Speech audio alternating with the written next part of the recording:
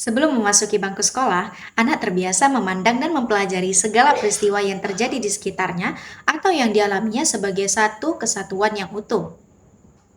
Mereka tidak melihat itu secara parsial atau terpisah-pisah.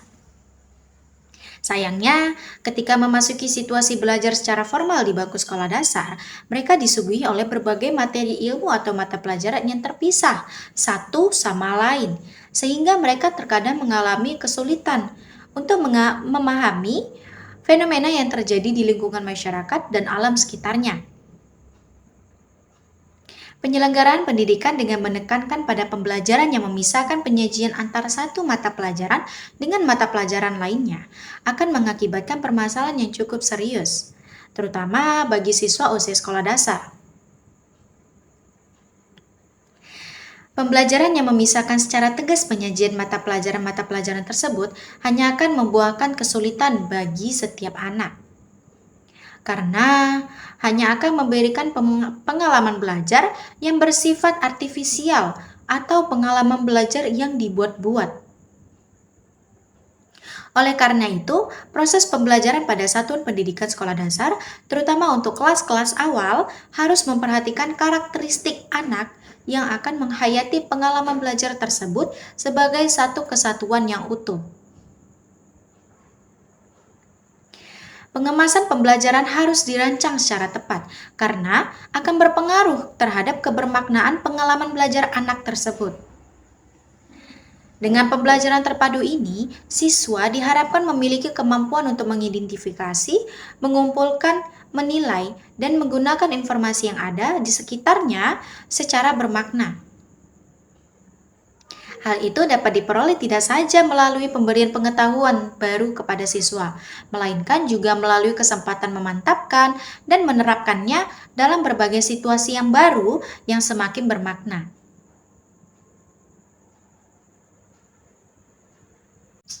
Assalamualaikum warahmatullahi wabarakatuh.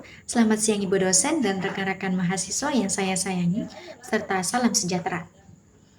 Pada hari ini, kelompok 5 pembelajaran bahasa dan sastra Indonesia di sekolah dasar akan membawakan presentasi yang berjudul Program Pengajaran Bahasa Terpadu dengan dosen pengampu, Ibu dosen Dr. Halimatus Sa'diah, SPD MHUM.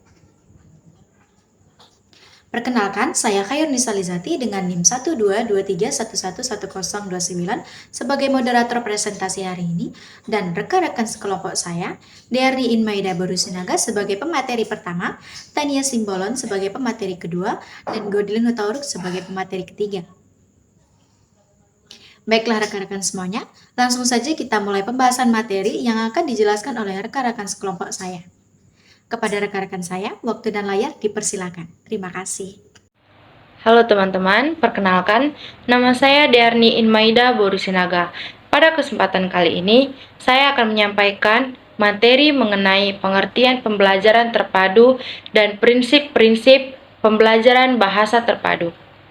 Pembelajaran terpadu merupakan pembelajaran yang beranjak dari suatu tema tertentu sebagai pusat perhatian atau center yang digunakan untuk memahami gejala-gejala dan konsep, baik yang berasal dari mata pelajaran yang bersangkutan maupun dari mata pelajaran lainnya.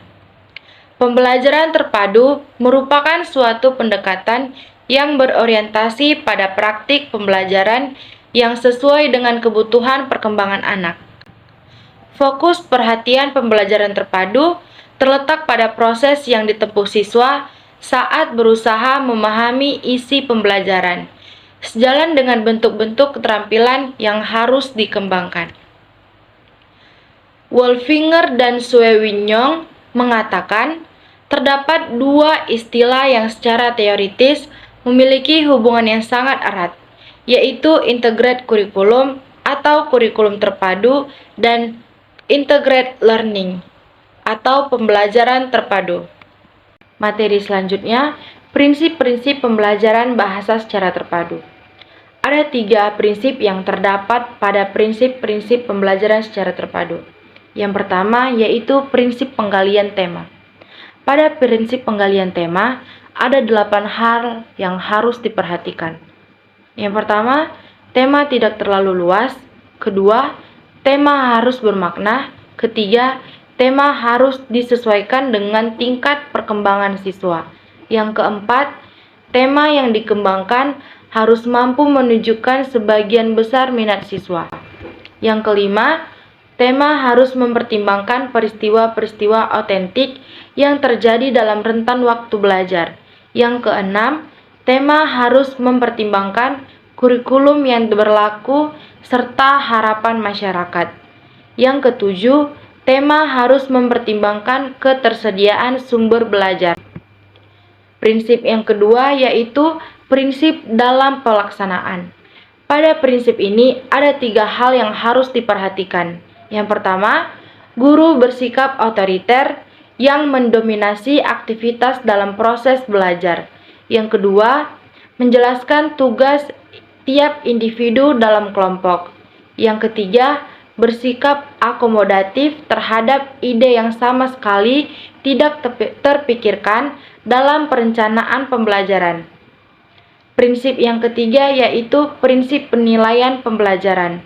Pada prinsip ini ada 2 hal yang harus diperhatikan.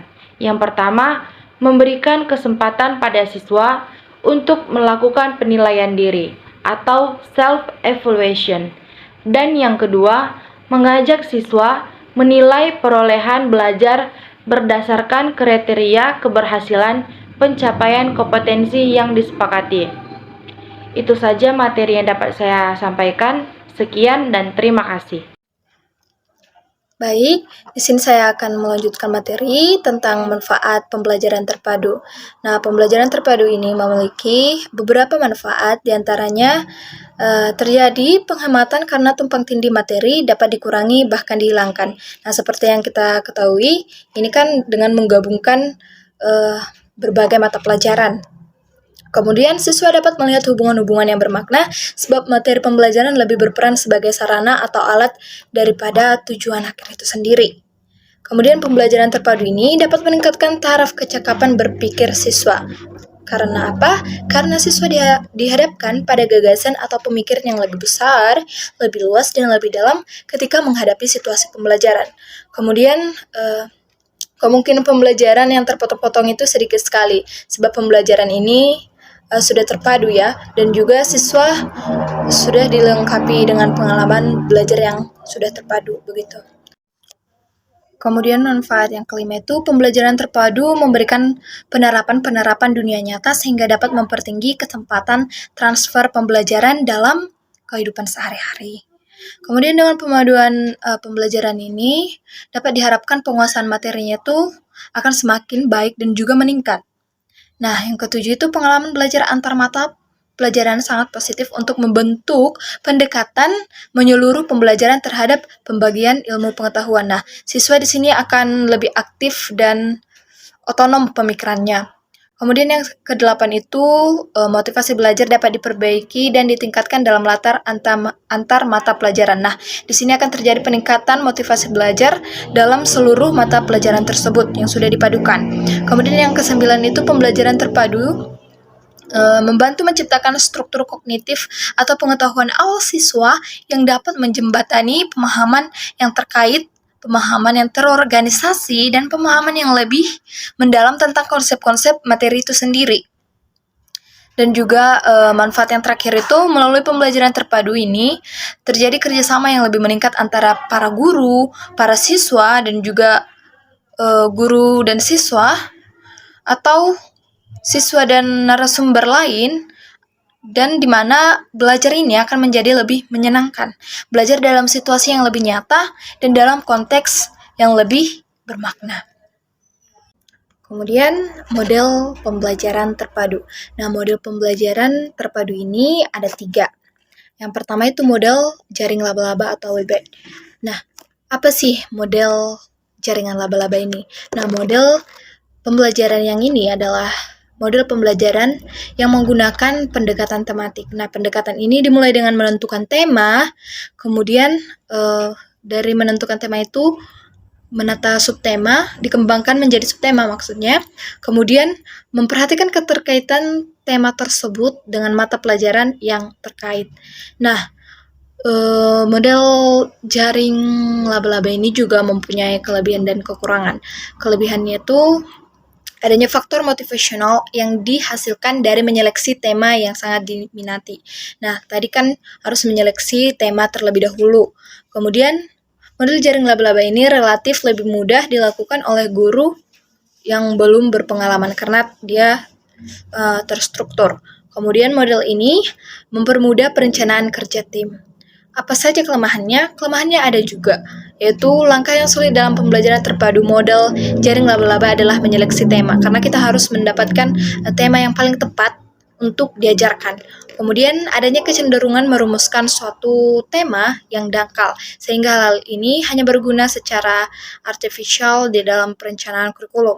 Kemudian yang terakhir adalah guru dapat menjaga isi kurikulum. Kemudian model selanjutnya berhubungan atau connected. Nah, model ini merupakan model pembelajaran terpadu yang secara sengaja diusahakan untuk menghubungkan suatu konsep dengan konsep lain, dan satu topik dengan topik lain, satu keterampilan dengan keterampilan lain, dan lain-lainnya. Nah, model keterhubungan ini juga mempunyai kelebihan dan kekurangan. Kelebihannya tuh dengan mengaitkan ide-ide dalam satu mata pelajaran, siswa memiliki keuntungan gambaran yang besar seperti halnya suatu mata pelajaran yang berfokus pada satu aspek.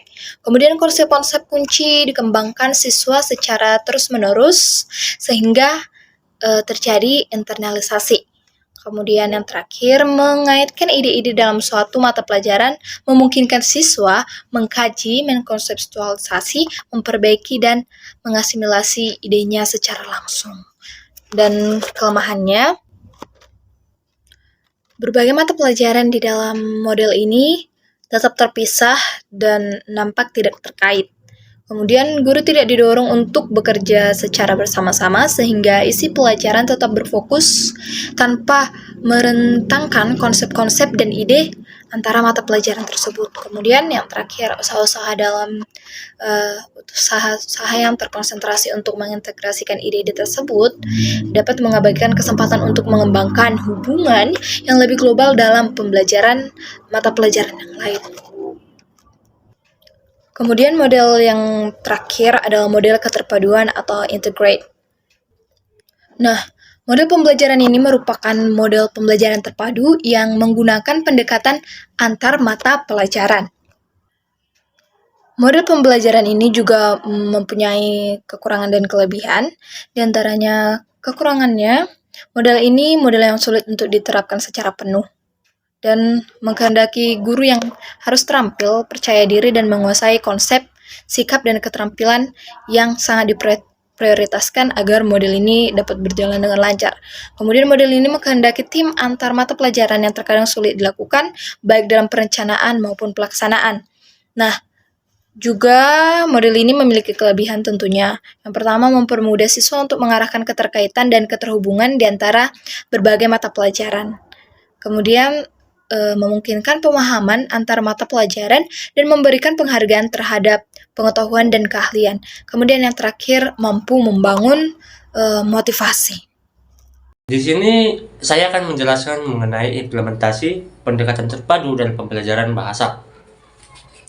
Nah, dalam kurikulum di Indonesia yang sedang berlaku, di mana pelaksanaan pembelajaran dengan model pembelajaran terpadu ditekankan bahwa guru harus memiliki kesiapan dan kematangan dalam mempersiapkan materi yang akan diajarkan dan harus dapat menggunakan alat media pelajaran yang akan diterapkan di sekolah dasar. Mengapa hal itu harus ditekankan kepada seorang guru? Di mana dalam kurikulum ini guru ditekankan harus memberikan pembelajaran yang bermakna kepada siswanya sendiri, di mana siswanya harus bisa merasa bahwa itu berkaitan dengan apa yang sedang ia lakukan dalam kehidupan sehari-harinya. Nah, dalam langkah-langkah pembelajaran terpadu, ada beberapa hal yang harus kita lakukan. Yang pertama yaitu menetapkan mata pelajaran yang akan dipadukan.